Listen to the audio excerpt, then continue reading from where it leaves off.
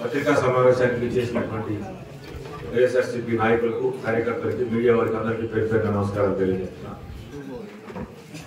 మొదటిగా నిన్న జరిగినటువంటి విధంగా జిఎస్టీ పే చేయాలి, ఆ తర్వాత మాత్రమే క్వాంటిటీని బట్టి వెహికల్ రిలీజ్ చేసి ఎక్కడైతే వాళ్ళు ఆర్డర్ వచ్చిందో వాళ్ళకి వెహికల్ రిలీజ్ చేయాల్సినటువంటి పరిస్థితి. ఇది చట్ట ప్రకారం వ్యాపారం చేయాలనుకునేటటువంటి వారికి ప్రాథమికంగా తెలియాల్సినటువంటి విషయం, కొద్దిగా అవగాహన ఉన్నటువంటి వారికి తెలిసినటువంటి విషయం.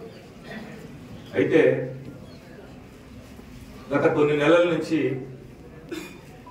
పత్రికా విలువల్ని పాతాళం లోతు పాతరేసినటువంటి, పత్రికా వ్యభిచారానికి తెరతీసినటువంటి ఈనాడులో పెద్ద ఎత్తున ఇక్కడ గ్రానైట్ అక్రమ రవాణా జరుగుతుంది. దీనికి వైఎస్ఆర్సీపీ పార్టీ కానీ నేను కానీ కనుక సపోర్ట్ చేస్తున్నామని చెప్పి రాయటం జరిగింది. ఈ సిగ్గులేని పత్రికా అధినేతను కానీ వాళ్ళ తరపున ఒకరితో పుచ్చుకొని రాసే ఆ పత్రికలో పనిచేసేటువంటి ఈ రాతగాళ్ళు ప్రతినిధులు నేను ఒకటే ప్రశ్నిస్తున్నా. ఏదైనా ఒక వ్యాపారం చేసేటప్పుడు తెలుగుదేశం వ్యాపారస్తులు, వైఎస్ఆర్సీపీ వ్యాపారస్తులు, లేకపోతే ఇంకొక కాంగ్రెస్ జనసేన వ్యాపారస్తులు ఉంటారా? రామోజీరావు గారు, వ్యాపారం అనేది ఏ కులవాడైనా ఏ మతం వాడైనా చేసుకోవచ్చు చట్ట పరిధిలో. మీరు 3 నెలల నుంచి 4 నెలల నుంచి ఈ అక్రమ వ్యాపారం ఇక్కడ జరుగుతుంది, దానికి మేము మద్దతు పలుకుతున్నాం అని రాసిన రాతలు, అందులో మా భాగస్వామ్యం ఉన్నది నిజమైతే, ఇందాక మా సోదరుడు ఒక ఆయన చెప్పినట్టు వాళ్ళకి మద్దతు పలుకుతా ఏలూరు సాంబశివరావు ఎందుకు వస్తాడు? దీనికి నువ్వు మొదటిగా సమాధానం చెప్పాలి. రెండోది, తెలుగుదేశం గ్రానైట్ పాలిష్ యూనిట్స్ మీద దాడి చేశారని చెప్పి అధికారులు మీరు రాశారు ఇవాళ ఆంధ్రజ్యోతిలో కానీ ఈనాడులో కానీ. నేను బహిరంగంగా వీళ్ళందరినీ ఛాలెంజ్ చేస్తున్నా, లేదంటే రిక్వెస్ట్ చేస్తున్నా. ఈ 400 పాలిషింగ్ యూనిట్స్ లో మచ్చుకు ఒక్కటైనా సరే వైఎస్ఆర్సీపీకి సంబంధించినటువంటి నాయకుడు కానీ వాళ్ళ అనుచరులకు కానీ అందులో భాగస్వాములకైనా సరే ఉన్నారా అని చెప్పి మీకు మొదటగా నేను ప్రశ్నిస్తున్నా. ఆఖరికి ఈ 400 గ్రానైట్ పరిశ్రమల్లో ఒకే పార్టీకి సంబంధించినటువంటి వాళ్ళు ఉండండి. ఈ డిజైన్ అంతా కూడా అక్రమంగా ఏదైతే ఇక్కడ నిన్నటిదాకా పెత్తనాన్ని చలాయించినటువంటి ఏలూరు సాంబశివరావు ఉన్నాడో తను డిజైన్ చేశాడు ఇల్లీగల్ దందాని. ఈ 400 యూనిట్స్ లో ఒక్కటి కూడా వైఎస్ఆర్సీపీకి సంబంధించినటువంటి యజమాని ఇందులో లేడు. అలాంటిది మీరు తెలుగుదేశం గ్రానైట్ పరిశ్రమలు అన్నారు కదా, ఈ 400లో మా పార్టీకి సంబంధించిన ఉంటే మీరు బహిరంగంగా ఆంధ్రజ్యోతి నాడులో లిస్టు రాయండి.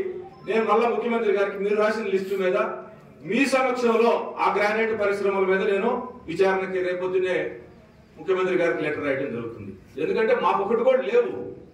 ఆఖరికి ఈ 400 గ్రానైట్ పరిశ్రమలో మా వైపు ఉన్నటువంటి కమ్మ కులానికి సంబంధించిన వాళ్ళు కూడా ఒక పరిశ్రమ లేదు. ఆశ్చర్యం.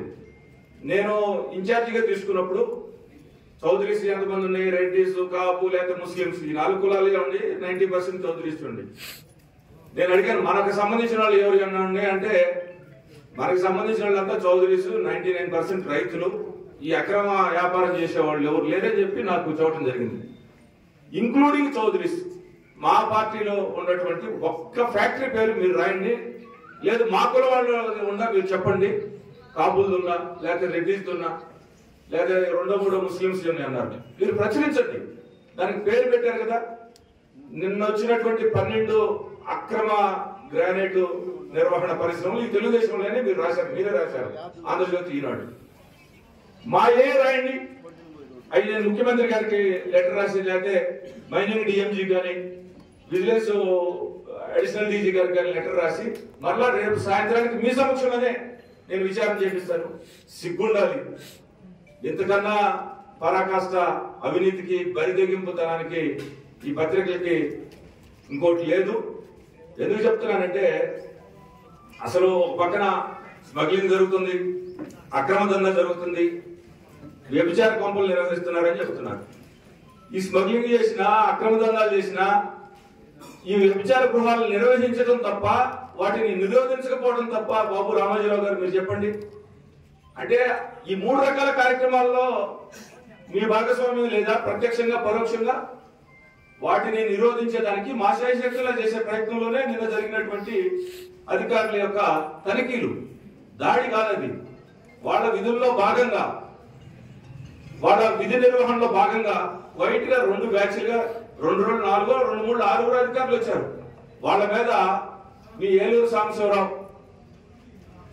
మీకు సంబంధించినటువంటి మీరు కొమ్ముగాసేటటువంటి పార్టీకి ప్రాతినిధ్యం వహించే ఏలూరు సాంబశివరావు అధికారుల దగ్గర నుండి దాడి చేయించాడు. ఏది దౌర్జన్యం? అరాచక శక్తి అని ఒక పేరు పెడుతున్నారు. దమ్ము, ధైర్యం, సిగ్గు, మానవతా విలువలు, పత్రికా విలువలు లేనటువంటి ఈనాడులో రాసే రాత నాకు పేరు పెట్టారు. ఇది ఎవరు రాస్తారు? నిజంగా స్మగ్లింగ్ చేస్తున్నాం, వాళ్ళ ఇళ్ల మీద నిజంగా ఇంకొక రకమైనటువంటి అఘాయిత్యానికి పాల్పడితే ఆ పేరు రాస్తారు. నిన్న చేసినటువంటి కార్యక్రమానికి అరాచక శక్తి ఇంకోటో నువ్వు పేరు పెట్టి రాయాలి. వాటికి ఏమైనా ముద్రేశావు? ఈ తెలుగుదేశం వాళ్ళకి సిగ్గుండాలి. అంటే తెలుగుదేశం వాళ్ళని నువ్వు ఒప్పుకున్నట్టే కదా. అసలు అక్రమ వ్యాపారం చేయడం తప్ప, దాని మీద తనిఖీలు నిర్వహించడం తప్ప బాబు రామోజీరావు మీరు చెప్పండి. ఇదొకటి.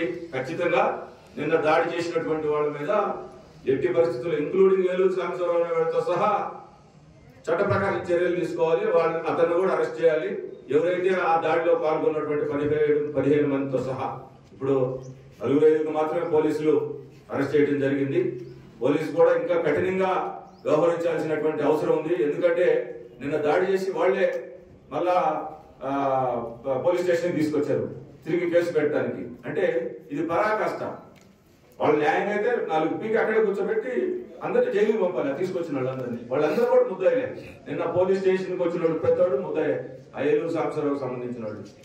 అలానే ఏలూరు నుంచి నాయక్ అనే అతను, ఇంకొక అతను ప్రతాప్ రెడ్డి, వాళ్ళ డ్రైవర్ కమ్ ఓనర్. అతని దగ్గర ఉన్నటువంటి 3 చైన్లు, సెల్ ఫోన్ లాక్కున్నారు. దాని మీద కూడా పోలీసులు ప్రాపర్ గా యాక్ట్ చేశారనేది నాకు అనిపించలేదు. కఠినంగా వ్యవహరించాలి.